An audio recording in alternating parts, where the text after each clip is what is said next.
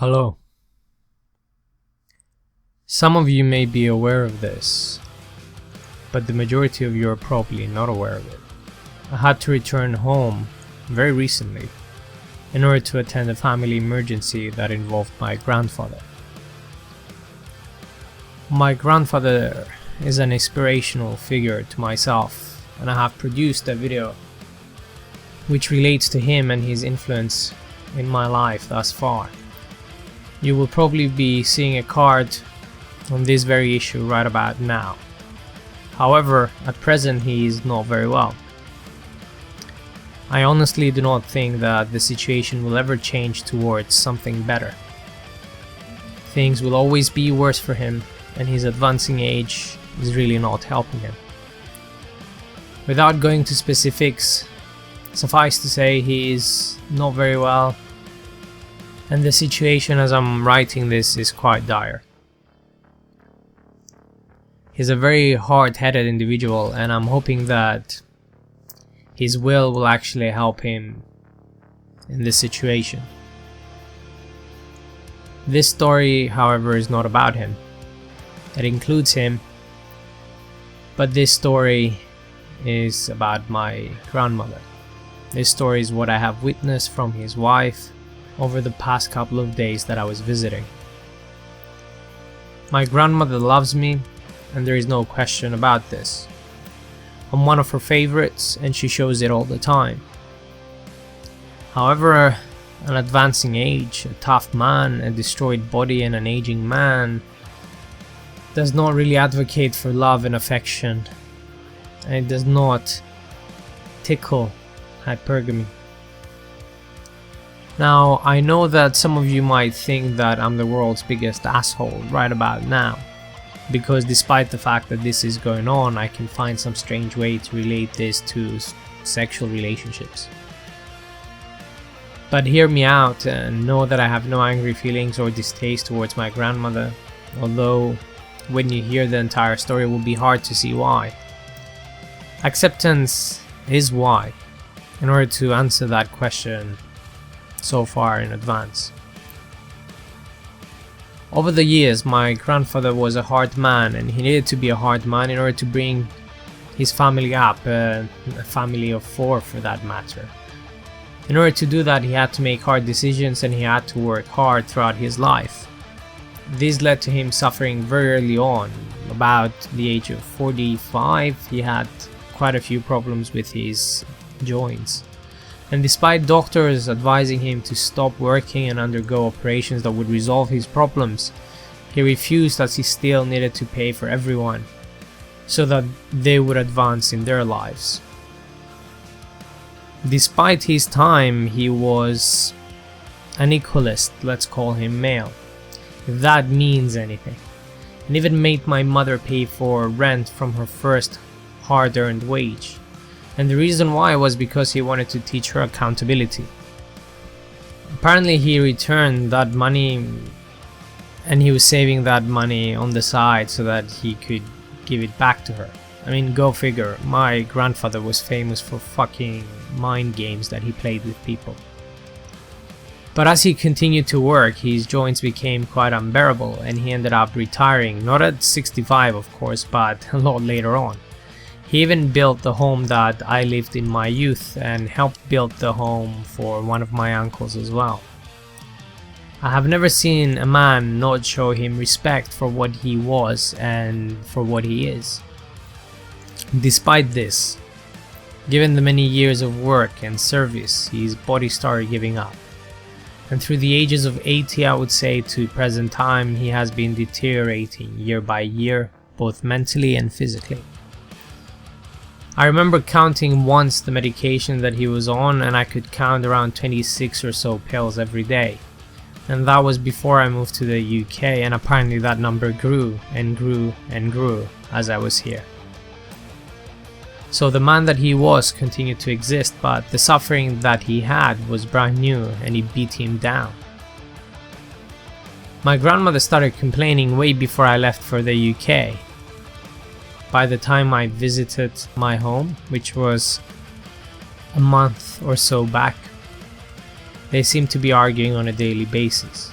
She had the power, she was younger and fitter than him, therefore she was ruling over him as she chose and as she saw fit.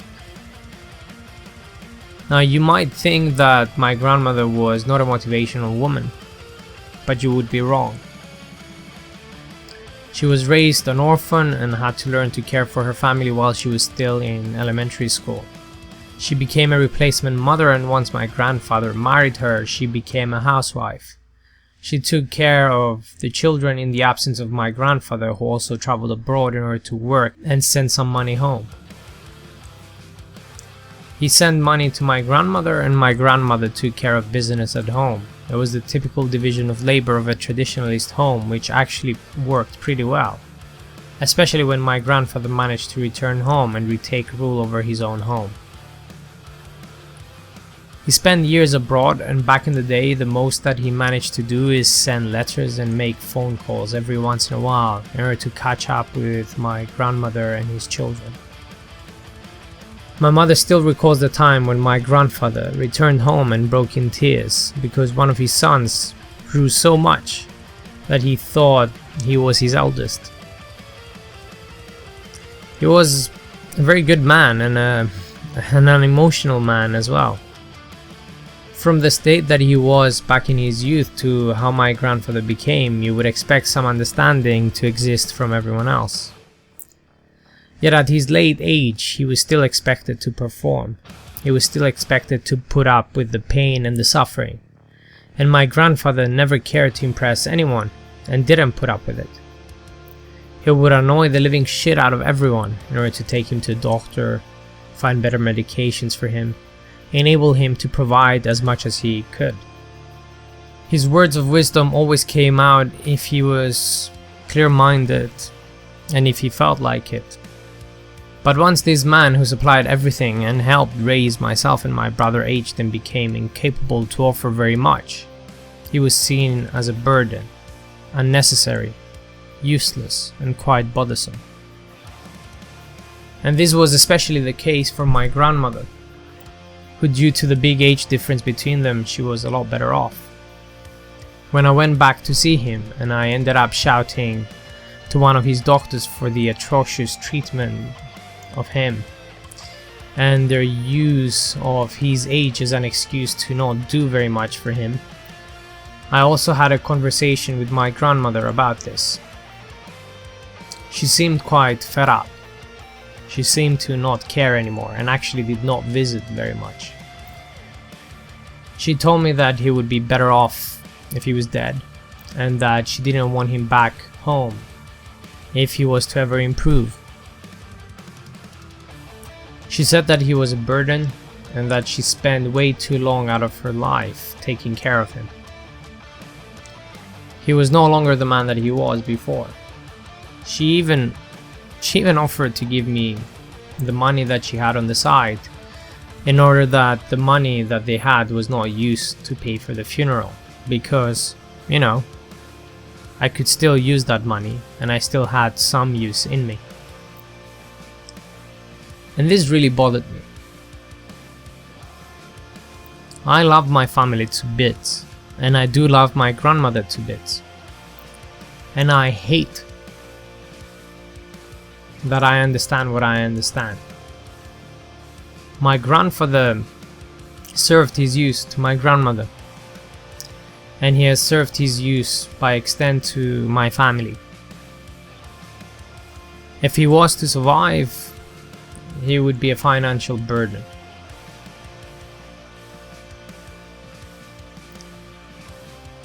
My grandmother is not an educated woman, and she doesn't hide her thoughts very well. Her emotional world and her instincts are laid out there, bare to be seen and to be observed. And you know what this small trip has verified for me, my brothers. Hypergamy simply doesn't care. No matter how long you serve, no matter at what stage you are in your life, no matter your age and your servitude, no matter the taxes and the provision, the family that you brought up, and the kind of man that you were, and the man that you might still be, if you no longer serve a function, you must go. The disrespect that my grandmother showed my grandfather the last time I visited was something I never saw before, especially from her. She never acted like this before. But the power balance, you see, had shifted in her favor out of no fault of my grandfather. And hence, she no longer had any reasons to put up an act, unless I or any of my siblings or family were around. And right now, she doesn't seem to care about that either. She doesn't seem to care what we might think of her.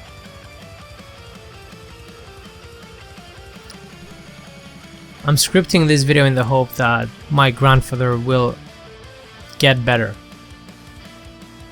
And I will leave you with this very simple and small message.